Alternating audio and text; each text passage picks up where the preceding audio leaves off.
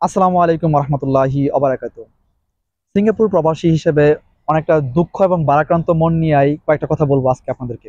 বর্তমানে সিঙ্গাপুর সহ মধ্যপ্রাচ্যের বেশ কয়েকটা দেশে বাংলাদেশি প্রবাসীদের মধ্যে হার্ট অ্যাটাকে মৃত্যুর সংখ্যা বেড়ে গেছে। সিঙ্গাপুরে গত 6 মাস থেকে 1 বছরের মধ্যে অনেক বাংলাদেশি প্রবাসী ঘুমের মধ্যে হার্ট অ্যাটাকে মারা গেছে। তো এই বিষয়টা খুবই দুঃখজনক। দেখেন, প্রবাসীদের যে এই ধরনের মৃত্যুগুলা, এগুলো নিয়ে কিন্তু বাংলাদেশের যে মেইন স্ট্রিম মিডিয়া এগুলোতে খুব একটা আসে না। সচরাচর অনেক সময় যদি অ্যাক্সিডেন্টে কেউ মারা যায়, হয়তোবা এই নিউজগুলা ভাইরাল হয়, তখন এই নিউজগুলা তারা কাভার করে। কিন্তু সিঙ্গাপুর সহ বিশ্বের যে বিভিন্ন দেশগুলোতে হার্ট অ্যাটাকে বা বিভিন্ন সমস্যায় প্রতিদিন যে প্রবাসীরা মারা যাচ্ছে, এই বিষয়গুলো কিন্তু নিউজে আসে না। সো এইগুলা লোকের অগোচরে থেকে যায়। দেখেন, সিঙ্গাপুরে ব্যক্তিগতভাবে আমার জানাশোনা যে কটা রিসেন্টলি ঘটনা দেখলাম যে হার্ট অ্যাটাকে মারা গেছে, এই বিষয়গুলো আমাকে খুব ভাবাইছে। তো প্রায় সময় আমি চিন্তা করি একা একা যে এই বিষয়গুলো কেন ঘটতেছে। তো আমাকে যেটা মনে হয়েছে, আমি যেটা বের করতে পারছি, এই বিষয়টা আপনাদের সাথে আজকে শেয়ার করব।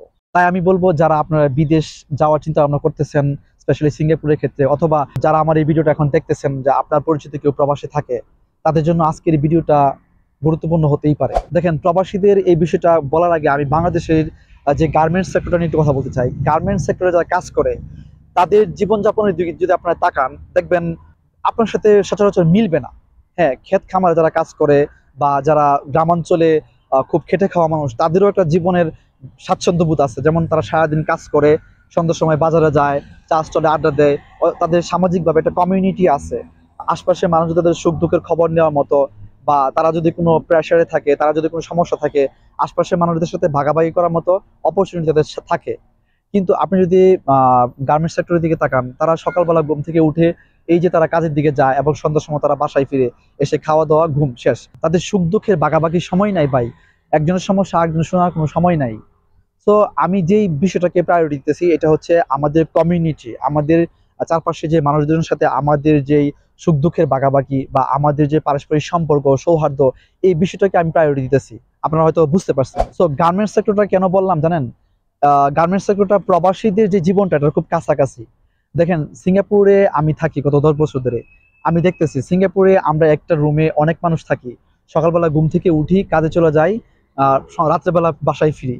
সো বাসায় ফিরে কি করি? আমরা আমরা খাওয়া দাওয়া করে ফ্যামিলির সাথে একটু সময় দেই, তারপর যে যার মতো ঘুমায় যায়। মোবাইলে টিকটক, ফেসবুক স্ক্রল করতে করতে ঘুমায় যায় এক সময়।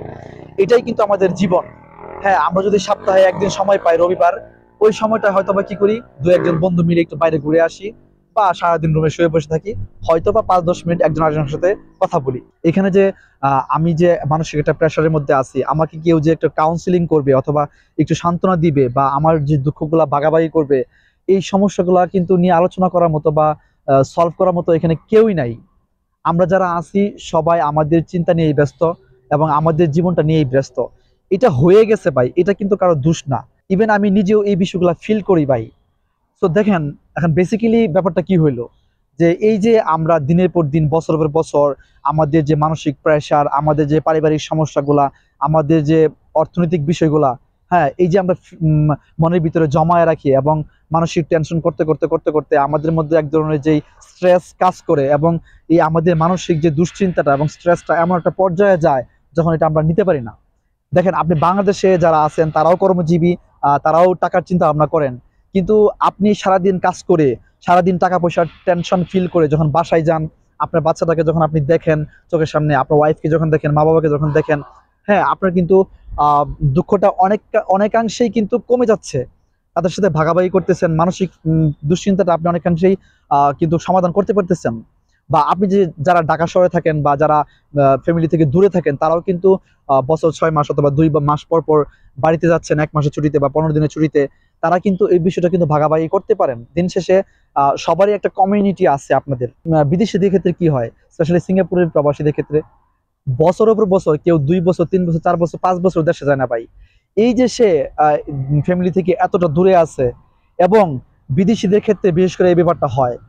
আমি যদি বলি সিঙ্গাপুরের প্রবাসীদের ক্ষেত্রে আমার নিজের চোখে দেখা, ভাই, প্রবাসীদের মতো টাকা টাকা টাকা, এই টাকা নিয়ে এত দুশ্চিন্তা করে, এরকম আপনারা বাংলাদেশে থেকে এই বিষয়টা অনুধাবন করতে পারবেন না ভাই।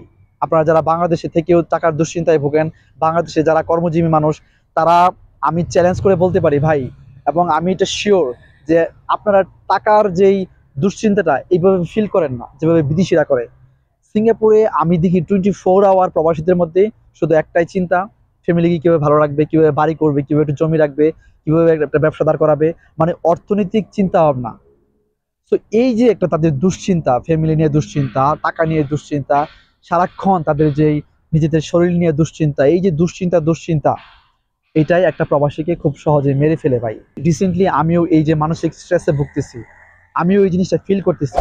সো আজকের এই ভিডিওটা আপনাদেরকে সিঙ্গাপুরের এই মৃত্যুর খবর দেওয়াটা আমার মূল উদ্দেশ্য না। মূল উদ্দেশ্য হচ্ছে এই যে যারা আমার ভিডিওটা দেখলেন, বুঝতেই পারতেছেন যে বিদেশের জীবনটা কি। তো আপনারা কেউই ভাই সেদে সেদে বা হ্যাপি হ্যাপি এই সিদ্ধান্তটা নিয়েন না ভাই। আপনারা অল্টারনেটিভ চিন্তা ভাবনা করেন। হ্যাঁ, আপনার সর্বশেষ রাস্তা যদি বিদেশ হয়, দেন ওয়েলকাম। তো আশা করি আজকের এই কথাগুলো আপনাদের হৃদয়ের কান দিয়ে বোঝার চেষ্টা করতেছেন এবং চেষ্টা করবেন ইনশাল্লাহ। আপনারা সবাই ভালো থাকুন, সুস্থ থাকুন, নিরাপদে থাকুন। ধন্যবাদ সবাইকে।